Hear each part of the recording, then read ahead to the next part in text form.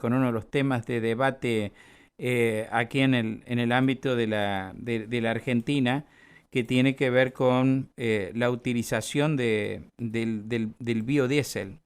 Y ha hecho referencia a esta cuestión diciendo que el gobierno apura a achicar el mercado de los biocombustibles. Ustedes saben que en la provincia de San Luis hay plantas dedicadas precisamente a la elaboración de los componentes necesarios para estos biocombustibles, lo cual es un tema, digamos, que preocupa la política que sigue el gobierno nacional en este ámbito.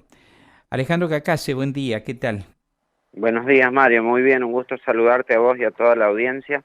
Este es un tema muy importante para el medio ambiente, para la economía verde, para la economía del futuro, para nuestra provincia también y su producción y los empleos.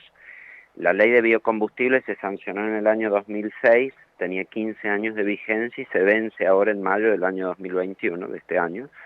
Y lo que disponía, entre otras cosas, es el corte sobre las naftas y el gasoil, es decir, hoy cuando nosotros vamos a comprar nafta, tiene una mezcla con etanol, y el gasoil tiene una mezcla con biodiesel, el etanol que se hace a partir de la caña de azúcar o del maíz, y el biodiesel que se hace a partir de los aceites vegetales.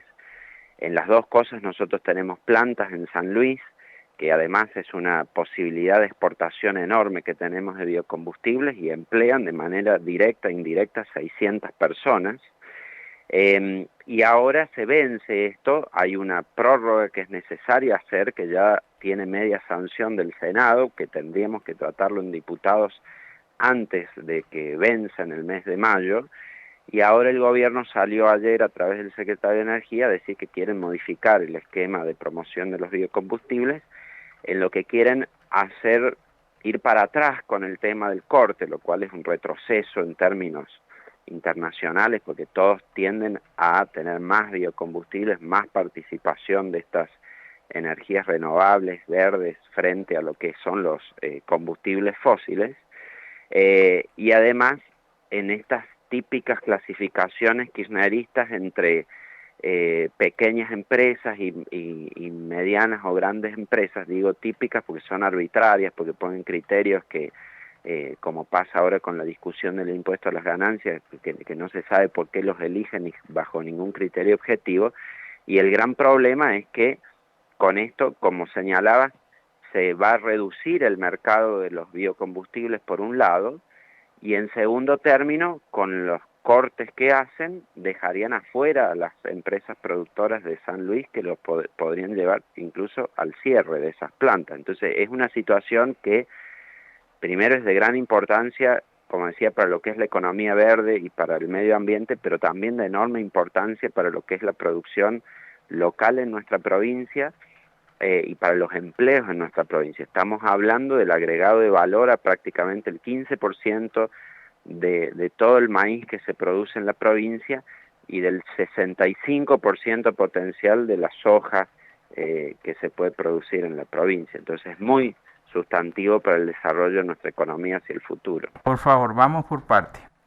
El, el, el problema es que se termina el régimen promocional. Ese es un problema. Sí, la ley dispone dos cosas. Una es el régimen promocional, que son algunos beneficios sobre la forma en que se liquida el IVA y ganancias, pero también el corte, que es el porcentaje que tienen que las naftas y el gasoil llevar de estos biocombustibles y que es lo que permite que haya un mercado interno, ¿no? Después están las grandes aceiteras que exportan el biocombustible a Europa, a otros destinos, pero hay un buen número de empresas en nuestro país que lo que hacen es comprar el aceite a las aceiteras, son las que se llaman las no integradas, y después lo venden a las refinadoras de petróleo para que hagan la mezcla. Ese mercado existe, es posible a partir de que existe la ley que marca el corte, ¿no? Y todos los países van avanzando en tratar de tener mayor corte, ¿no? Por ejemplo, en Brasil el corte de bioetanol llega como al 30%. Bueno, acá lejos, en lugar de aumentar el corte, lo que se está haciendo es buscar disminuirlo al corte que tienen actualmente estos combustibles. El tema de la promoción, uno la podría comprender diciendo, bueno, tiene un costo fiscal y en estas circunstancias no se puede seguir.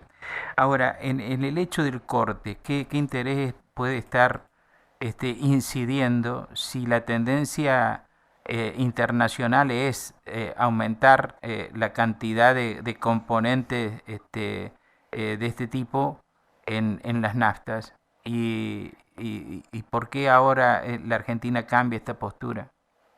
Claro, tal cual decís, el primer tema es discutible, por supuesto, de la perspectiva fiscal. Queremos hacer esta inversión o no en una promoción y hay que discutirlo desde esa perspectiva.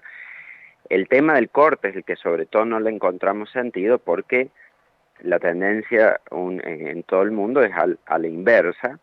El gobierno alega que tiene que ver con el precio de los combustibles porque, claro, ahora con el precio de la soja más alto o con el precio de las commodities más altos, la producción de biocombustibles se encarece y entonces el combustible resultante, el biodiesel o el etanol, es más caro que la nafta o el gasoil. En consecuencia, hacer la mezcla encarece ligeramente el precio del combustible. Ahora, si al gobierno lo que le preocupa es el precio del combustible y quiere legislar sobre eso, la herramienta principal que tiene es la de los impuestos, porque los impuestos sobre los combustibles implican prácticamente una tercera parte del precio. Entonces es mucho más lo que yo puedo afectar el precio de la nafta bajando los impuestos a los combustibles que lo voy a afectar alterando el precio de los biocombustibles que van como mezcla. Y después, eso es una parte de lo que el gobierno plantea y que nosotros discutimos, y lo otro es esta clasificación, como decía, de las empresas, que es cuando menos genera suspicacia, porque por ejemplo, las grandes aceiteras, que entre otras han sido contribuyentes de la campaña del Frente de Todos, esas no tienen ninguna regulación o exclusión, entonces pueden seguir exportando libremente. Pero después las empresas que tienen producción no integrada, es decir, compran a las aceiteras el aceite y después producen los biocombustibles, a esas son las que más perjuicio le provocan. Y es el caso de las dos que están acá en San Luis. Es el caso de Diacer, por ejemplo, que tiene planta tanto de biodiesel como de etanol, claro, en nuestra provincia, porque se establecen esos cortes, ¿no? De decir, bueno, se considera pyme si produce hasta tanta cantidad. Claro, la que queda por encima de eso ya no es pyme, ya no puede vender. Después, por supuesto, hay mucha más información en cuanto a algunos que son supuestos empresarios pymes vinculados con los gobiernos. Todas estas historias las conocemos siempre, ¿no? Pero los claros beneficiarios serían solo esos empresarios que quedan cubiertos bajo el corte de pymes, algunos de los cuales por supuesto han conversado con el gobierno y respaldan la ley, pero después se nota que el gobierno solo arregla con algunos la ley y con muchos otros actores ni siquiera habla. Y después por supuesto las petroleras son beneficiadas porque hay un lobby también, digamos, de los gobernadores de provincias petroleras, es decir, bueno, dejemos caer estos beneficios de biocombustible y con eso se restablece la plena vigencia del fósil para la nafta y el gasoil, lo cual ya eso es obviamente un retroceso, como decía, en términos mundiales, internacionales, de lo que es la tendencia sobre estas energías. ¿Y cuál es digamos, la presión que puede haber sobre el gobierno para que vuelva, digamos, revea estos criterios que ha expuesto el secretario ayer? Bueno, nosotros lo que hemos pedido, porque la verdad que esto ya viene con media sanción del Senado que tiene para la prórroga, y el gobierno ahora sale a último momento con este planteo, que tiene que ver un poco con la improvisación propia de nuestro proceso legislativo, que lo vemos en muchas otras cosas. Es decir, un régimen que ha tenido 15 años de vigencia, que tenía la posibilidad de prórroga por otros 15 años, nadie niega que se pueda discutir las condiciones en cómo sigue, cuál es la mejor forma de regular o legislar hacia el futuro, pero eso se tiene que hacer con tranquilidad.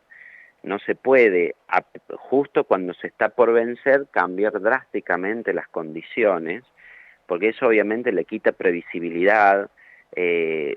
Las empresas no pueden invertir o desinvertir de un día para el otro en función de ese cambio de condiciones. Entonces, lo que ayer muchos plantearon y nosotros hemos respaldado es decir, bueno, ahora ante esta situación hagamos una prórroga, aunque sea una prórroga corta, aunque sea una prórroga hasta el 31 de diciembre o de un año, y generemos un proceso de diálogo sobre la nueva ley que queremos. Porque por supuesto, así como yo planteo estos criterios de lo del corte, otros pueden tener otros, hay regulaciones a nivel internacional que hablan de los biocombustibles de segunda generación, incluir la biomasa, el biogás, establecer metas de carbono para ver de que se dé una preferencia en estos mercados a los combustibles que más reducen la huella de carbono, que menos emisiones de dióxido de carbono producen. Bueno, para dar todas estas discusiones no es una cosa que se pueda hacer en una semana y a los ponchazos, como se suele hacer en estas comisiones. Entonces, de hecho, para darte un ejemplo, Mario, ayer había una reunión informativa donde el secretario de Energía iba a venir a comenzar a conversar el tema, y en el medio de la reunión hablaban de un proyecto, de este proyecto que en realidad no ha sido presentado por el Ejecutivo, ni nadie lo conocía. Entonces en el medio de la reunión empezaron a circular borradores de cuál podría ser. No es serio hacer eso así. Los propios empresarios allí quejándose en la reunión de que se hablaba de un proyecto que ellos no sabían de su existencia. Es decir, los procedimientos legislativos ordenados, transparentes, abiertos, lo que tienen que hacer es convocar a los distintos actores, por supuesto a los consumidores también, a todos los afectados, y que en esto los afectados pueden ser los empresarios de biocombustibles, los de petróleo. Bueno, convocar a todos, dar una discusión abierta, pública, introducir esos proyectos, dar un tiempo de debate y después, eventualmente con lo que se disponga, dar un tiempo de implementación para que todos los empresarios del sector se puedan adaptar a eso. No, lo que no podemos hacer es de sorpresa meter un proyecto y decir, bueno, mira, el mes que viene cambian drásticamente las condiciones y si con esto tienen que cerrar algunos, cierren. Y esto obviamente para nosotros es de gran preocupación cuando particularmente en San Luis somos productores de biocombustibles y tenemos empresas que proveen de empleos directos a la población y que dependen de esto, ¿no es cierto? Y la suerte de Diacer entonces podría ser mala. Sí, sí, sí, claro, porque si si este proyecto, que como digo, no ha sido presentado siquiera, pero ayer circuló el borrador, pone un criterio arbitrario que dice, por ejemplo, arriba de cierta capacidad de la empresa en toneladas de producción de biodiesel, no participan más del mercado, y la deja fuera. Tienen que en esa condición cerrar, no pueden más trabajar. Ujú. Y esto es lo que digo, lo que implicaría una adaptación de un día para el otro con una norma caprichosa así. Y en eso es que creemos hay que convocar a todos y decirles, bueno, ¿por qué este cupo? ¿Por qué este número? ¿Por qué los criterios que eligen de dónde surgen? Si Ujú. yo digo, bueno, entra la empresa que produce más o menos de 90.000 toneladas, de 50.000 toneladas, bueno, ¿de dónde tomaron eso y por qué? Y a veces veo que en estos proyectos que hace el Frente de Todos, como por ejemplo te decía el de ganancia, que dijeron, bueno, cualquier empresa que factura más de 2.600.000 pesos es una gran empresa, y a partir de qué toman esos criterios. Están produciendo afectaciones masivas sobre actividades económicas o sobre industrias con muchísima liviandad. Y acá, digamos, coinciden dos cosas. Nosotros tenemos que ir hacia una economía verde, de menos combustibles fósiles, es un objetivo mundial al que nos hemos comprometido en los acuerdos de París sobre el cambio climático. Y en segunda instancia está el tema de que en San Luis, como economía regional, tenemos la posibilidad de nosotros producir y exportar biocombustibles. es una actividad que con la demanda que hay a nivel mundial no tenemos límite en lo que podemos llegar a hacer, y obviamente que es una fuente de desarrollo para nuestra provincia hacia el futuro. Se alinean los intereses de lo medioambiental y la economía verde con la producción de nuestra provincia. Esta situación de la no prórroga y aún más del cambio del proyecto por parte del gobierno pone en riesgo eso para nuestra provincia, y por eso es que estamos poniendo el tema en alerta. Hemos pedido una sesión especial también para el jueves para poder discutir esto, y es necesario que los diputados de las distintas fuerzas podamos estar firmes ahí en defender esta actividad económica para la provincia y estos empleos también, por supuesto.